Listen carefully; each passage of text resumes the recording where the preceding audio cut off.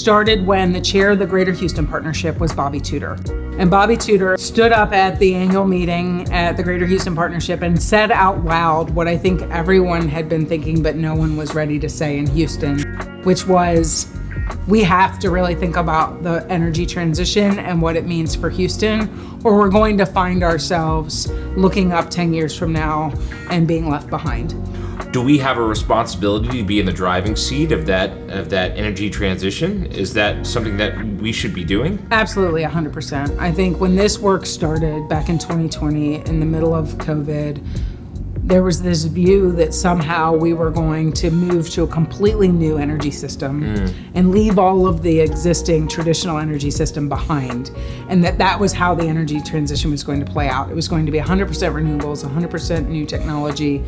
It was going to be led from other places in the country, other places in the world.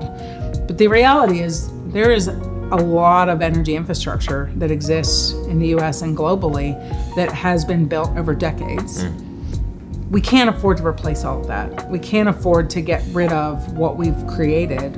We have to find a way to leverage it and use it and be able to produce more energy, but with less emissions. And you can't do that without this industry who knows how to scale large-scale projects and new technologies. You can't do it without them. So what would you tell the average Houstonian about HEDI that you feel like they probably don't already know? Because I'll be honest with you, there's a lot of folks that I talk to in my sphere that don't really know about HEDI. And I explained to them, this is wonderful and you should know about this. So what do you want them to know, and what's the best way to get the message out there? So I guess the most important thing that I want them to know is that we need all sources of energy, and there's no good or bad here. Yeah. We have people working in every single one of these industries and businesses, whether it's renewables, whether it's energy storage, whether it's oil and gas, whether it's coal.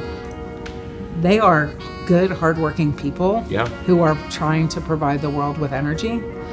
We need to figure out how to do it with less emissions, and that's where the innovation side comes in. And how do we get more innovative technologies that allow us to do both things at the same time? It's a dual challenge. This is not an either or conversation. It has to be an and. And so when we talk about energy transition in Houston, we are not abandoning any particular source of energy. What we're saying is we have to figure out a way to create more energy, leveraging all of the infrastructure assets and capabilities that we have today, and continue to innovate to figure out how to do that with the least emissions footprint possible. And that's really what our role is.